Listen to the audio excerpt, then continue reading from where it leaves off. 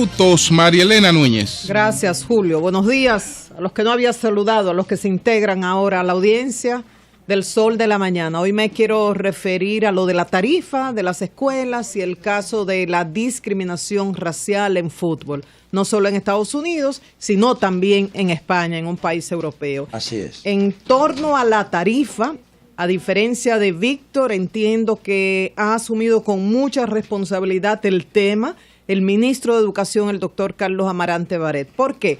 Porque es más popular, es mejor decir, vamos a ver qué hace el Ministerio de Educación para proteger a los padres de familia. ¿Y qué ha dicho de manera responsable el ministro de Educación? Los padres deben pararse en dos patas contra el alza de las tarifas de colegios. ¿Qué dice? Que muchas personas de clase media, su problema es que no se organizan y se olvidan que hay una especie de acuerdo, de contrato entre el colegio y el padre y el alumno. Entonces, hay historias predecibles en el periodismo y de la tarifa es uno de esos. Generalmente en el cuarto, quinto mes del año ocurre lo mismo. Desde que los padres que tienen hijos en las escuelas comienzan a recibir las notificaciones para la preinscripción de sus hijos, que siempre se le da la prioridad, y el aviso de aumento en la tarifa. Entonces, la historia es la siguiente. La queja por el aumento de la tarifa. Entonces, la posición de los colegios diciendo que son empresas privadas, al igual que otras empresas privadas, tienen aumento en los costos de energía, del material con el que se suplen, del salario que le pagan a los maestros, de la readecuación de la estructura física. Y por un lado, al Ministerio de Educación se le exige que cumpla con la ley que habla de regular, la ley 86-00, que habla de regular la tarifa de los colegios privados. Pero ¿qué pasa?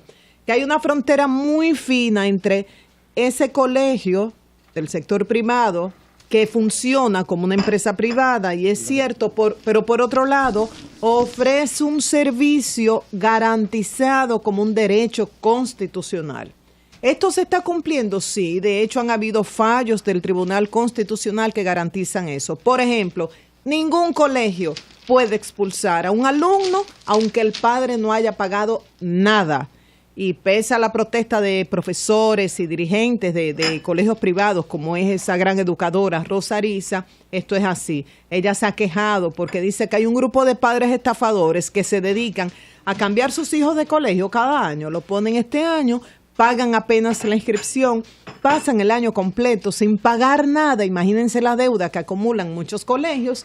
Pero el colegio no puede negarle el derecho a examen, ni el derecho de darle las notas, ni a ser promovido al otro grado a ese niño, porque ese derecho está garantizado a través de la Constitución y de las leyes dominicanas. Hasta ahí vas muy bien. Y hubo otro fallo más interesante recientemente.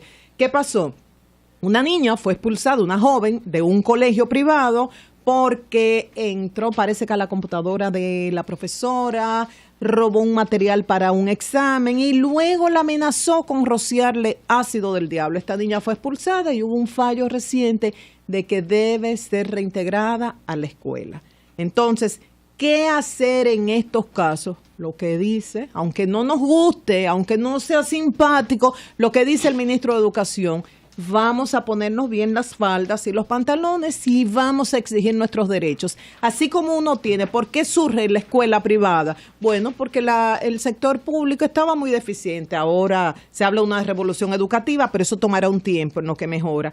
Y yo, como padre, tengo el derecho de poner a mis hijos en tal escuela o en tal otra. Pero si decido ponerla en la escuela A, tengo que cumplir con esas condiciones. Si de repente me van a subir, me debo asociar, me debo organizar, decía el ministro.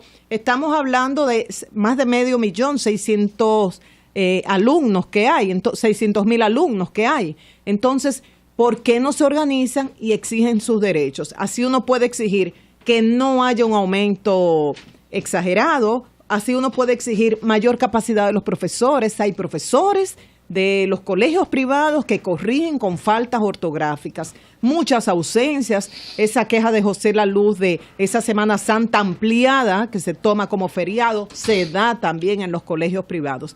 Recordamos en la época de la que era secretaria de Educación, Milagros Ortiz Bosch, que se intentó establecer categorías de los colegios para regular en base a la ley la tarifa. Eso fue imposible, porque los colegios son muy diferentes y se comenzó el proceso, cada colegio tenía que presentar sus activos, los laboratorios, todo, pero ese proceso no culminó.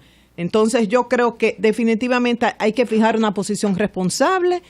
Y mientras tanto, lo último que ha dicho el ministro es eso: los padres deben pararse en dos patas contra el alza de las tarifas de colegio. Pero yo me pregunto, María Elena, si el ministro de Educación, al decir eso, pone a disposición de los padres de los colegios, de la población en sentido general, una oficina, un número de teléfono, un sitio donde localizarlo, para que todos los padres que se sientan abusados de las tarifas de los colegios de sus hijos se puedan ir a querellar, se puedan ir a presentar las quejas al Ministerio de Educación y que el Ministerio de Educación tome carta en el asunto. Porque ¿qué puede hacer un padre? A un padre le aumentan la tarifa del colegio de sus hijos. ¿Y el padre qué puede hacer? ¿Es el Ministerio de Educación el que puede actuar? No los padres. Él puso a disposición de los padres a la dirección de colegios privados que existe, que todavía no ha recibido ninguna queja. Y dijo que tan pronto reciban esas quejas, actuarán.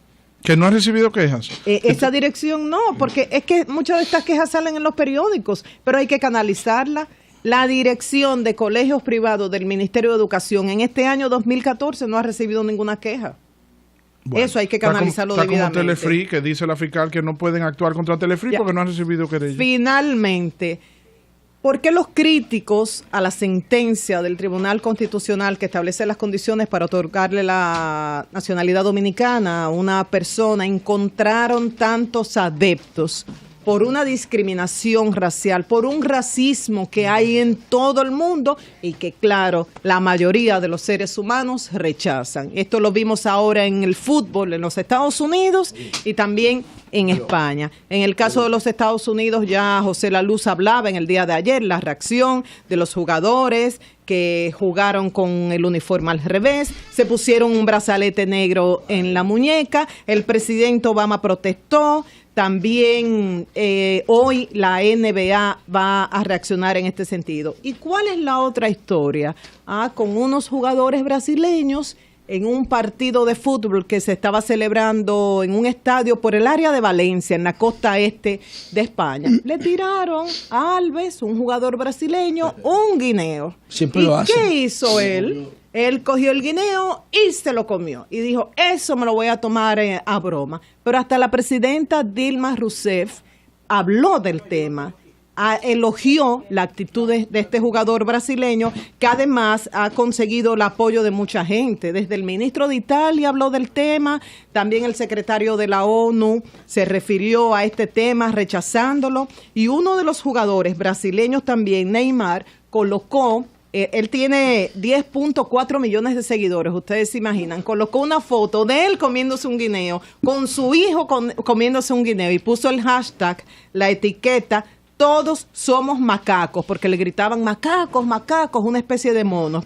Y él dijo no al racismo. Ahora hay una campaña, ya esto es viral, diciendo todos somos macacos, no al racismo. Pero creo que historias como esta que se vio en Estados Unidos con el dueño de este equipo, como esta que se vio lanzando un guineo a un jugador brasileño negro, no se ven en la República Dominicana.